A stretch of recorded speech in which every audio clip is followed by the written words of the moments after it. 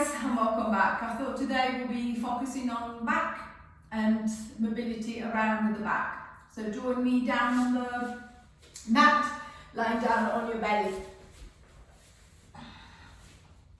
We're going to start off with little thoracic extension. Same as usual. If you find that lying down on the belly, it is uncomfortable, your lower back arches too much, so I can feel quite a lot of pressure up here, then I'm just going to use something underneath the belly to encourage a little posterior tilt. So I can roll a towel, I can roll the mat and pop it under the belly.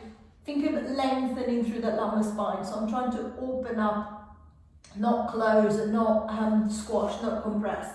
I'm going to set the arms into a loose box position. The elbows are bent, the hands roughly in line with the top of the head. I'm going to depress the shoulders, and then keeping the bottom of the ribcage onto the mat, I'm going to start reaching myself forward and then lifting up. So picture a little hinge at the back of the ribcage, right between the shoulder blades. So imagine the hinge to have gone a bit rusty.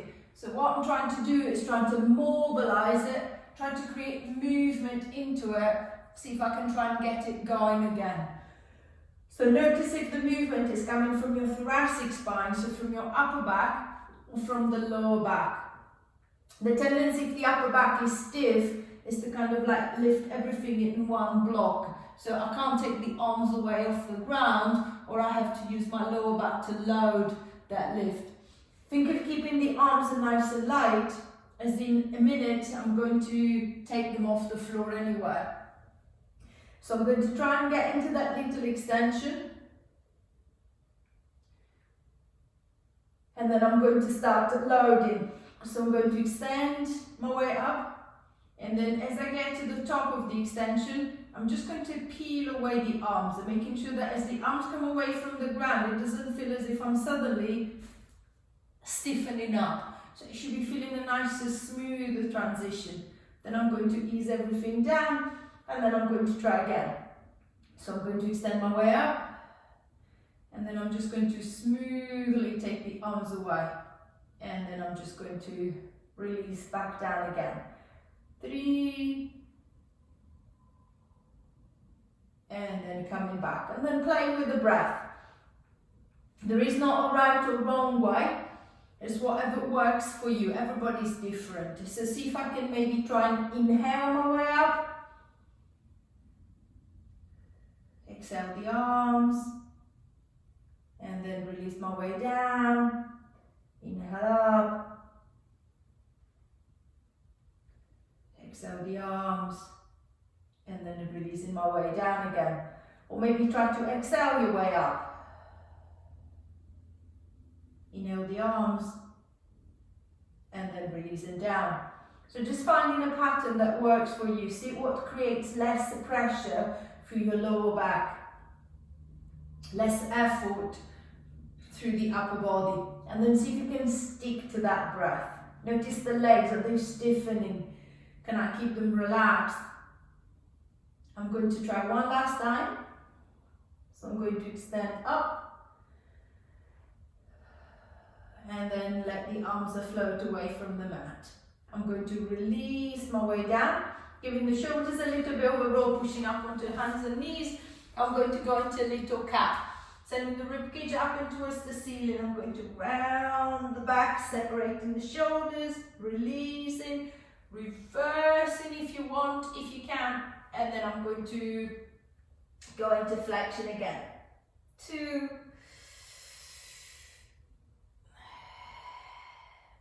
3,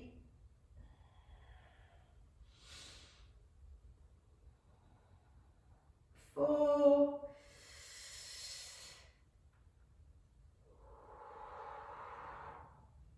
5, last one, 6, and releasing back. Taking the legs around to the side, bring them to the front, to coming down into sitting. I'm going to find a comfortable seated position. So cross legs, legs in front, legs out to the side, whichever position works best for your hips. Raising your hips up on top of a block, on top of a support. If I find that I tend to sit onto the back of the pelvis, I tend to roll backwards with the hips, so the abdominal area, the belly is compressed, I can't breathe properly, and I can't move properly in that flexed position. So see if I can try and lengthen and lift. Then maintaining that lift, I'm just going to focus on the arms. I'm going to take a deep breath in. As I breathe out, I'm going to drop the shoulders. I'm going to start going up with the front raise. Raising the right arm up to the front, using the right, and then I'm going to pick up the left. We're starting with one arm at a time so that we can pay attention to what's happening to the shoulders and the upper body. If the shoulder is restricted, the tendency will be to kind of like lean and hunch to the side to get the arm to lift. If I find myself doing that, I've gone too far.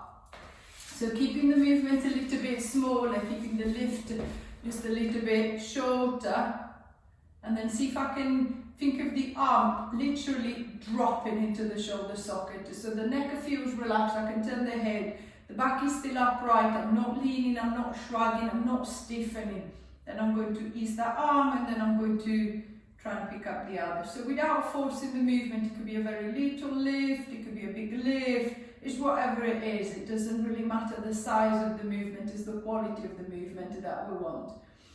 And then if I feel comfortable enough with the movement and I want to progress it, then I'm going to try the same, but I'm going to do both arms together. So doubling the control through the shoulders, making sure that the neck doesn't feel stiff, or doesn't feel as if my breastbone is suddenly caving in and I'm shrugging and hunching. I'm still lifted, the shoulders are still down, the head is still free to move from one side to the other. 5,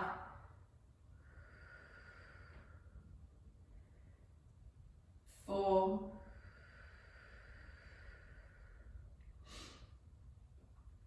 3,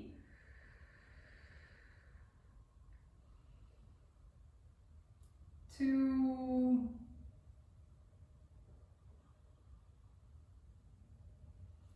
last one, and releasing back, releasing the shoulders, releasing the upper back. I'm going to change the movement again. I'm going to drop down onto the front again, replacing the support under the belly if I need that support, and then this time I'm going to try and load and hold. So resetting the arms in the same position, I'm going to knee press the shoulders. This time I'm going to reverse the effort. I'm going to pick up the arms first, and then I'm going to extend it through. See if you can think of the extension still getting to your upper back. The shoulders are down, the head is free to turn from side to side. It doesn't feel as if I'm hunching, it doesn't feel as if I'm shrugging. And then I'm just going to ease my way down. Then I'm going to try again. I'm going to pick up the arms, extend it through the upper back. I'm going to hold it steady. 10, 9, 8, 7, 6, 5, 4, 3, 2, 1, and release and down. 2 more times. So picking up the arms and then extending through, holding there. Notice the tension through the middle, making sure that I don't feel compression into the lumbar. 5, 4, 3, 2, 1, and release and down. Last time. Picking up the arms, lengthening through, and then I'm just going to lift. Down. 9, 8, 7, 6, 5, 4, 3, 2, 1, and releasing down. Giving the shoulders a little bit of a roll, pushing up onto hands and knees, stretching up into cat, descending the ribcage up and towards the ceiling again, trying to create space between the shoulders, down the back, releasing, reversing if you want, and then trying again. 2, and back. 3, 4,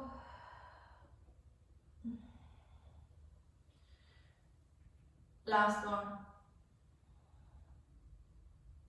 And releasing back, taking the legs around to the side, bring them to the front, they're coming down into sitting. I'm going to reset myself up into that upright position, so using the block to raise the hips, to changing the position of the legs to what feels more comfortable for the hips or whatever feels more comfortable for the back. And then I'm going to focus on the shoulders and arms again.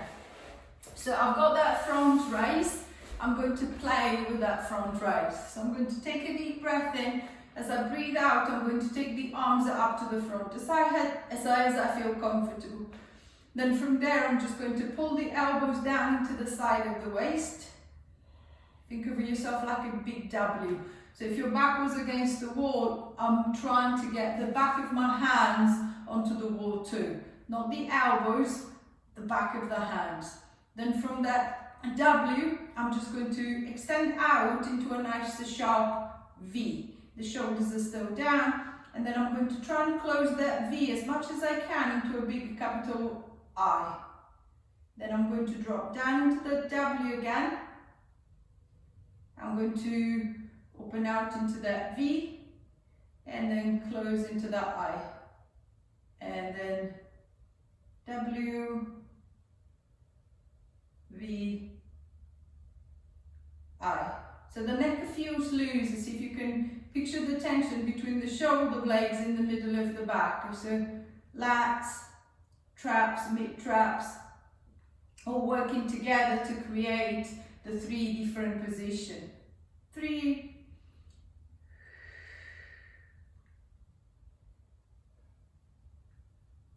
2,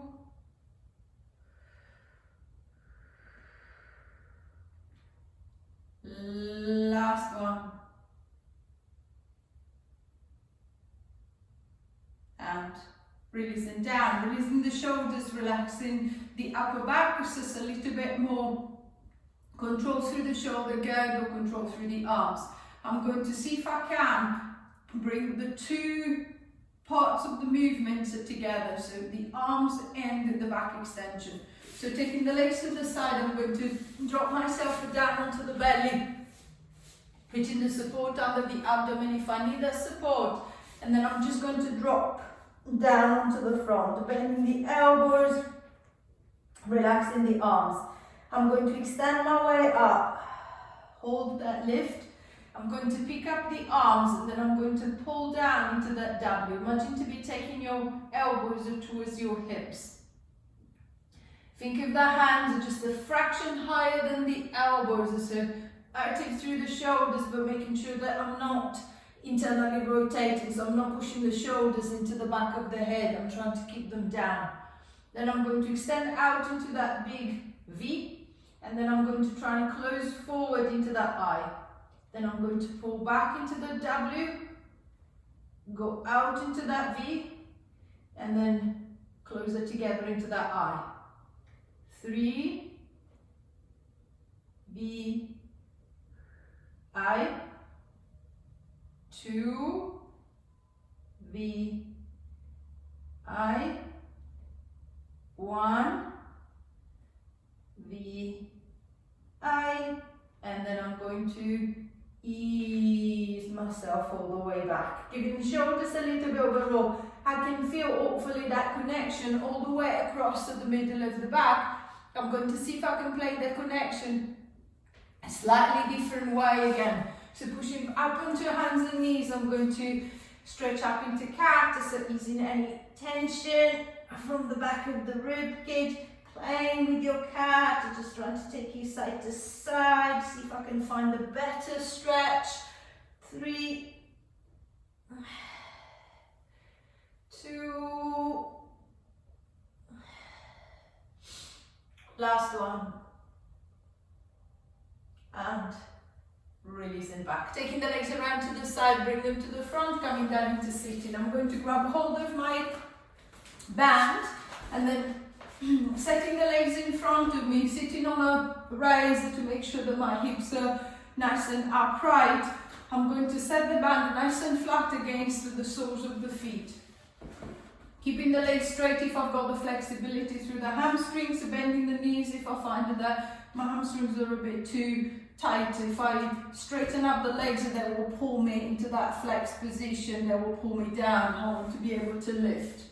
I'm going to hold one end of the band on each hand and then dropping the shoulders. See if you can try and reproduce that tension across the back of the shoulders that you felt when you were facing the mat. I'm going to start going into a little rowing back. So I'm going to draw back the shoulders and then pull back with the arms. And then I'm going to ease forward. Adjusting the resistance, walking the hands a little bit closer to the feet or further away from the feet, depending on how short, long, soft or heavy your band is. And then just notice the movement. As we row back, again, if my upper back is stiff, if I tend to be a bit rounded shoulder, the tendency will be to try and pull with the chest. So it will hunch me forward even more. See if you can think of the shoulders going back, the chest coming forward, to see if I can maintain that nice lift at the top of the rib cage, at the top of the chest. And then I'm going to ease back. Checking that the shoulders are down, so I'm not shrugging the shoulders up to the head, I'm not shrugging the shoulders up to the ears. So I feel that I've got a good resistance, I feel that the tension is at the back, the front of the chest feels as if it's opening, the chin is still lifting. I want more movement through the thoracic or through the upper back. So the next one, instead of pulling with both, I'm just going to pull with one arm. So I'm going to pull with the arm, I'm going to retract the shoulder and then following the arm to the side, I'm going to rotate that way. Easing my way back to the center and then I'm going to repeat the same but turning to the other side. Coming back to the center and then I'm going to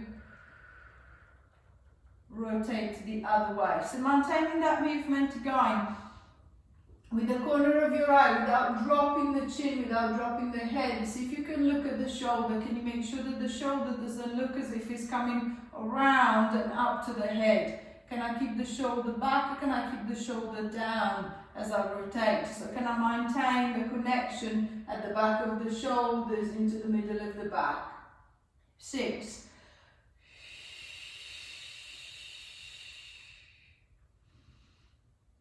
Again, finding a breath that works for you.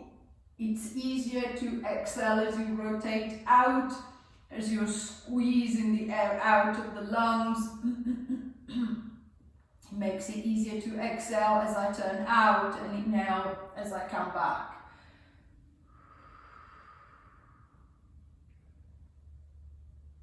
4.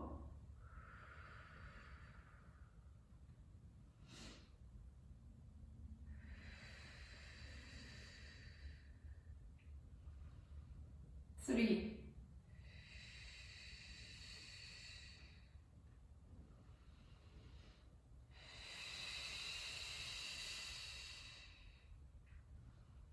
2. I'm going to hold. 1, 2, 3, 4, 5. I'm going to ease back. The other side. Turn and hold. 1, 2, 3, 4, 5. Ease back. One more time on each side. Turn and hold. This time going for 10, 9, 8, 7, 6, 5, 4, 3, 2, 1. Ease back. Swap side. 10, 9, 8, 7, 6, 5, 4, 3, 2, 1, and releasing back. Easing the tension off the band, giving the shoulders a little bit of a roll, bending the knees, attacking the hands into the back of the legs, and then stretching back into Katadistan, separating the shoulders, stretching down the back, and releasing, lifting up nice and tall over the seat bones, and then I'm just going to drop back and roll back onto the back of the hips. Then lifting again, and dropping down. Last time, lifting up, drop it down, and releasing back. I hope you've enjoyed the little back session. Any question, comment, feedback, the same as usual, just pop them into the box and I'll try to get back to you as quickly as I can. And as usual, don't forget to check out the website for my Sardinian retreats. So if you fancy a little bit of a chill, as a little bit of a break, please do get in touch. Bye for now.